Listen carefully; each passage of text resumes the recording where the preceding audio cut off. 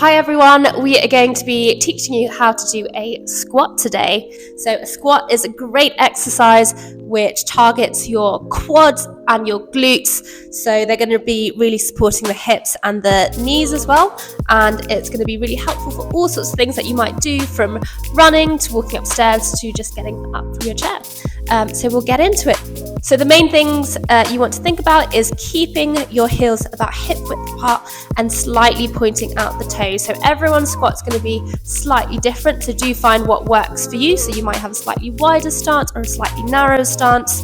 Once you've got your setup position, as you can see Matt is doing very beautifully, just pushing those hips back as you go into the movement and also keeping the knees over that second and third toe. And he's also keeping a very nice straight back in the movement. Lovely. So from the front, it looks like this. You can see those knees traveling over that second and third toe. Matt's keeping his chest upright and really controlling the weight through each leg. All right, so once you've nailed the squat using a chair for support, you might want to move on into an air squat. So now you don't have that chair right behind you for support, but that also means you can get a lot lower. So you can see Matt's going a lot deeper, but everything else is the same. So you can see his foot position, his knees are traveling over his toes, so that's second and third toe, and he's keeping that back nice and neutral. So yeah, you can see a lot more depth there. Nice straight back.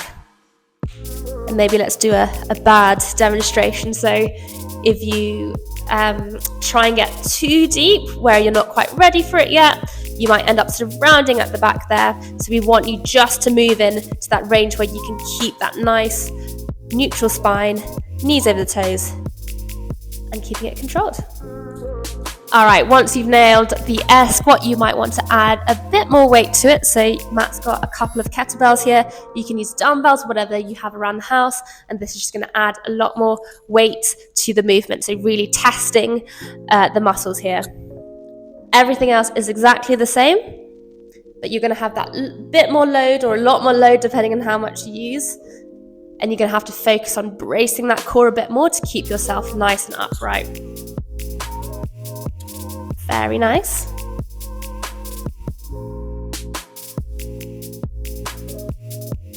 There you have it. So another variation you can do is a goblet squat. So this is a very popular choice and you only need one weight for it this time, and you're going to have it right in front of you, so just right in front of the chest there, and then everything else is exactly the same. Okay, this might feel a bit different to some of the other variations because you've got that load just in front of you, and this is going to challenge the core a bit more, where you need to really think about keeping that back nice and straight. So Matt's demonstrating a very nice goblet squat here.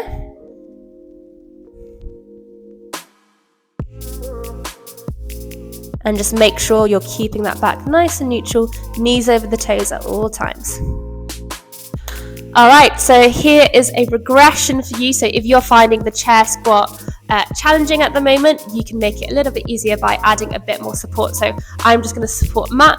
I'm going to have my hand in front to help him take some of the load off, but you can use anything you might have around the house, whether that's a kitchen counter, a chair with a high back. You can use what you have. So just going to clip on here. Hopefully that works. And then Matt's just going to hold on to me as much as he needs, taking off some of that weight and just squatting as low as you can. So he might not even be able to at the start get super low, so it might just be a little movement and then back up there. That's absolutely fine. Just find where you're at and build up from there. All right. Thank you. You're welcome.